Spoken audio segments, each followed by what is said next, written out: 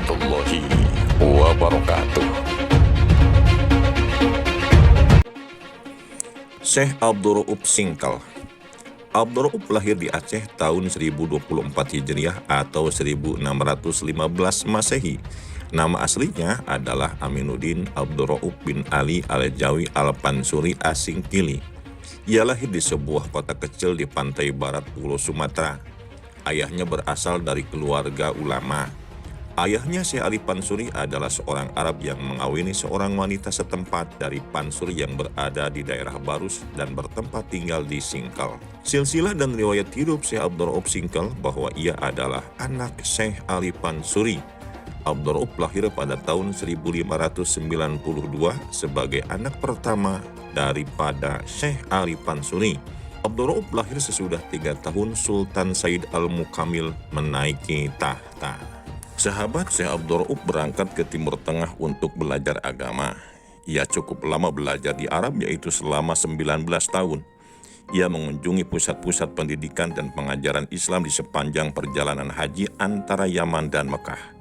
Kemudian ia bermukim di Mekah untuk memperdalam ajaran agama seperti Al-Quran dan hadis, fikih dan tafsir, dan secara khusus mempelajari tasawuf bersama dengan kawannya Syekh Abdullah Arif yang lebih dikenal dengan Syekh Madinah atau disebut juga dengan Tuanku Madinah di Tapakis, Pariaman.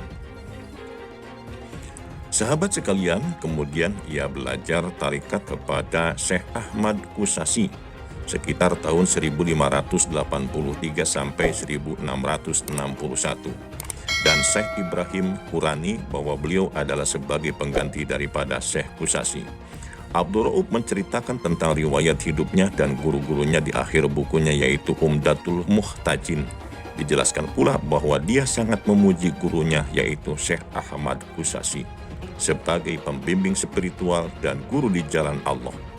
Dia kemudian memperoleh ijazah dari guru tarekat tersebut sehingga berhak untuk mengajarkan tarikat Satariyah kepada murid-muridnya. Sahabat, perlu diketahui bahwa tarikat Satariyah adalah sebuah aliran tarikat yang muncul pertama kali di India pada abad ke-15. Nama tarikat ini dinisbatkan pada tokoh pertama yang mempopulerkan yaitu Abdullah As-Sattar. Tarikat ini bertujuan untuk membangkitkan kesadaran terhadap Allah Subhanahu wa Ta'ala dalam batin manusia. Hal itu bisa dicapai melalui pengalaman beberapa macam dzikir. Sahabat, tarikat Satariyah ini sangat besar pengaruhnya di dunia Islam termasuk di Indonesia. Syekh Abdul Ra'ub Singkal kembali ke Aceh sekitar tahun 1662 Masehi. Dan setibanya di kampungnya, ia segera mengajarkan dan mengembangkan tarikat Satariyah di Indonesia. Abdul Ra'ub dinilai sebagai tokoh yang cukup berperan dalam mewarnai sejarah tasawuf Indonesia pada abad ke-17. Pada sekitar tahun 1643, saat Kesultanan Aceh dipimpin oleh Sultan Ratu Sapiatuddin Tajul Alam, yang berkuasa sekitar tahun 1641 sampai 1675.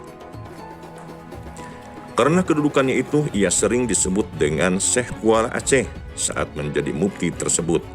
Dengan dukungan dari pihak kerajaan, ia berhasil menghapus ajaran salik buta.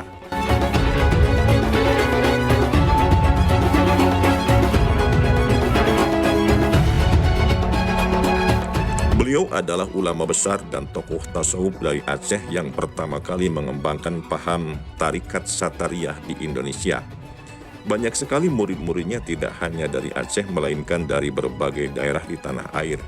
Saat itu Aceh sedang menjadi tempat persinggahan para jamaah haji yang hendak berangkat ke Mekah. Sehingga singgah di Aceh inilah tidak sedikit jamaah haji yang kemudian belajar agama dan tasawuf. Di antaranya murid-muridnya yang menjadi ulama terkenal adalah Syekh Burhanuddin Ulakan.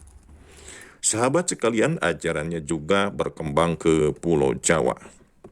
Bahwa penyebaran tarikat Satariyah di Jawa dikembangkan oleh muridnya yaitu Syekh Abdul Muhyi Pamijahan yang dikeramatkan di daerah Priangan. Dari daerah inilah tarikat Satariyah kemudian berkembang subur di Cirebon yang menjadi pusat kesultanan. Di Cirebon pula kemudian lahir karya-karya sastra dalam bentuk serat suluk yang isinya mengandung ajaran tasawuf wujudiyah atau martabat tujuh. Dari pengaruh Cirebon inilah kemudian pujangga-pujangga Surakarta mengubah karya serat suluk menjadi karya dan ajaran etika tasawuf. Sahabat, kala itu suasana kehidupan tarekat di tanah air pernah mengalami polemik yang tajam karena adanya intervensi kekuasaan terhadap paham tarekat yang dianggap sesat. Seperti yang terjadi di Aceh dan Sumatera Barat, mereka saling menyalahkan, bahkan sudah sampai kafir mengkafirkan. Hal ini pernah menimpa pengikut tarekat wujudiyah yang dihukum mati. Kitab-kitab tulisan dari Hamzah Pansuri dan Samsudin As-Sumatrani dibakar di masa Nuruddin Araniri yang menjadi mufti kerajaan Aceh pada masa Sultan Iskandar Sani. Sahabat sekalian, saat itu Abdul Rauf masih berada di Mekah dan ia baru pulang ketika konflik telah mereda di masa pemerintahan Sultan Tajul Alam yang berkuasa tahun 1051 sampai 1641 Hijriah atau 1086 sampai 1675 Masehi, dan kemudian diberi kepercayaan oleh ratu untuk menjadi Qadi Malik Al-Adil atau mufti kerajaan Aceh yang bertanggung jawab atas masalah-masalah keagamaan di kerajaan Darussalam Aceh. Jabatan mufti yang dipegang Abdul Rauf memberikan perjuangan baginya untuk mengekspresikan pemikiran dan paham keagamaannya.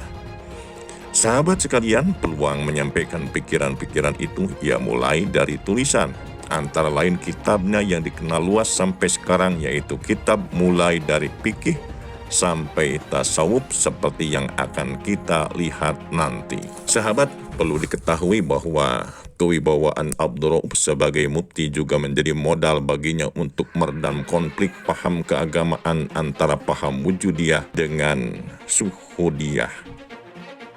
Pendekatan yang digunakan Abdul Rauf adalah mendamaikan antara paham-paham yang bertentangan itu. Hal itu sejalan dengan kecenderungan jaringan ulama abad ke-17 dan 18 yang berupa saling mendekatkan antara ulama yang berorientasi pada syariat dan sufi. Sahabat sekalian, kenyataan konflik antara dua kelompok cendekiawan muslim ini sudah berkurang dan saling mendekat sebagaimana yang diajarkan Al-Qusasi dan Al-Ghazali di kursus rekonsiliasi syariat dan tasawuf yang dikembangkan oleh Abdul Rauf Singkal. Dapat diamati dari 3 pilar pemikiran dalam bidang tasawuf yang kemudian secara signifikan menjadi tema utama pula dalam pemikiran murid-murid di belakangnya, termasuk di dalamnya, yaitu Syekh Burhanuddin Ulakan. Ketiga pokok pikiran tersebut adalah satu, ketuhanan dan hubungan dengan alam, yang kedua insan kamil, dan yang ketiga adalah jalan menuju Tuhan atau tarikat. Sahabat, selain sebagai pejuang, beliau juga sempat yaitu mengarang beberapa kitab. Abdul Rauf Singkal merupakan sosok pemikir dan ulama terkemuka. Ia telah melahirkan karya-karya sastra yang merupakan kekayaan intelektual Muslim Indonesia yang berharga. Karya-karya sastra yang berbentuk suluk dari para pemikir dan ulama Islam terdahulu sampai saat ini, naskahnya masih ada yang berupa manuskrip atau tulisan tangan asli, masih bisa dilihat pada perpustakaan perguruan tinggi di negeri Belanda. Di perpustakaan tersebut, sahabat sekalian, seseorang akan dapat menemukan dan mengkaji berbagai pemikiran yang disimpan dalam koleksi karya-karya pemikiran dan ulama Islam Nusantara zaman terdahulu. Tulisan tersebut ada yang ditulis dalam huruf Jawa, Arab Melayu, ada juga yang bahasa Arab. Syekh Abdul Rauf memiliki 2 karya tertulis yang terdiri dari kitab tafsir dan 2 kitab hadis, 3 kitab fikih dan kitab-kitab tasawuf. Kitab tafsirnya yang berjudul Turjuman Al-Mustafid, artinya adalah terjemahan pemberi pemberi faedah, kemudian merupakan kitab tafsir pertama yang dihasilkan di Indonesia yang berbahasa Melayu. Sedangkan kitab fikih yang ditulisnya atas permintaan dari Sultan Saifuddin yang memuat tentang fikih madhab Syafi'i sebagai panduan bagi para qadhi, ia menulis Mir'atu Tulab fi Tashilil Ma'rifatul Ahkam Asyariyah lil Malik Al-Wahhab. Artinya adalah cermin bagi penuntut ilmu fikih untuk memudahkan mengenal segala hukum syara Allah. Sahabat sekalian, buku ini merupakan buku karangan yang terkenal. Disadurnya dari kitab Fathul Wahhab. Dalam bidang tafsirnya ia tulis Turjuman Al-Mustafid, tafsir pertama dalam bahasa Melayu. Dalam bidang tasawuf ia menulis Bayan At-Tajali, artinya keterangan tentang tajali, Kifayatul Mujtahidin atau pencukup para pengemban hayat.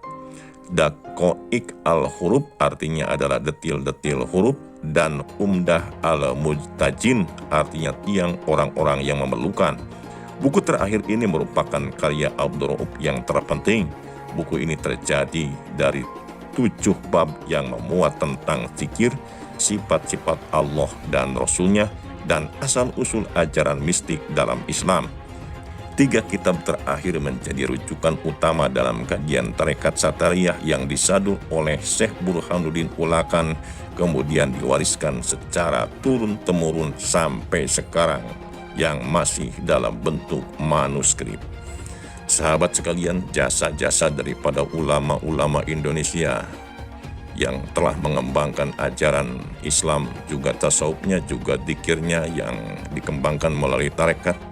Kita doakan mereka semuanya semoga pulang ke rahmatullah dalam keadaan membawa iman dan selamat. Sekian, billahi taufiq wal hidayah. Wassalamualaikum warahmatullahi wabarakatuh.